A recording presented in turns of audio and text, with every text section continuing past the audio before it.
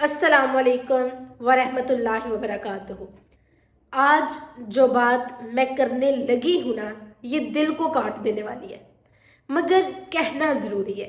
इसके बारे में डिस्कस करना ज़रूरी है, क्योंकि घर टूट रहे हैं, औरतों के दिल मर रहे हैं, बच्चों की ज़िंदगियाँ बर्बाद हो रही हैं, और सबसे बढ़कर अल्लाह का हुक्म टूट रहा है। आज का मौजू है बीवी के होते अफेयर्स रखने वाले मर्द। सबसे पहले ये सिर्फ गुनाह नहीं, ये खयानत है। अफसोस की बात यह है कि आज बहुत से मर्द समझते ही नहीं कि वो क्या कर रहे हैं।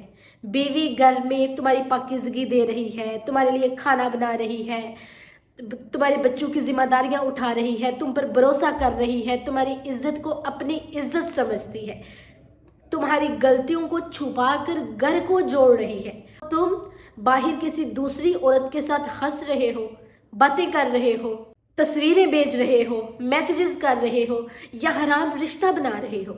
ये सिर्फ गलती नहीं, ये क़यामत का जुर्म है। रसूल सल्लल्लाहु अलैहि वसल्लम ने फरमाया, खयानत करने वाला मोमिन हो ही नहीं सकता। अफेयर्स रखने वाले मर्द समझते हैं कि बीवी को पता नहीं चलेगा, लेकिन अल्लाह तो देख रहा है ना। हराम ताल्लुक में एक जुमला हमेशा याद रखो, जिस रिश्ते को अल्लाह ने गुनाह करार दे दिया हो ना, वो कभी इज्जत नहीं दे सकता। तुम समझते हो कि बीवी को क्या पता, लगता ही नहीं, वो समझती नहीं, लेकिन याद रखो, औरत बेवकूफ़ नहीं होती, वो सब महसूस करती है। तुम्हारी दूरी, तुम्हारे झूठ, तुम्हारी खामोशियाँ, तुम्हारी छुपाई हुई बातें, तुम्हारे बदलते रवैये। तुम समझते हो तुम दुनिया से छुपा लोगे, लेकिन अल्लाह से कैसे छुप सकता है। और याद रखें, अफेयर्स रखने वाला मर्द सिर्फ अपनी बीवी से नहीं बल्कि अपने बच्चों से भी खयानत कर रहा होता है।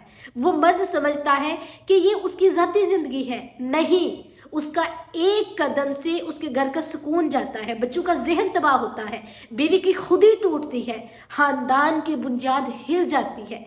अफेयर सिर्फ बेवफाई नहीं, एक पूरे खानदान का जनाजा होता है।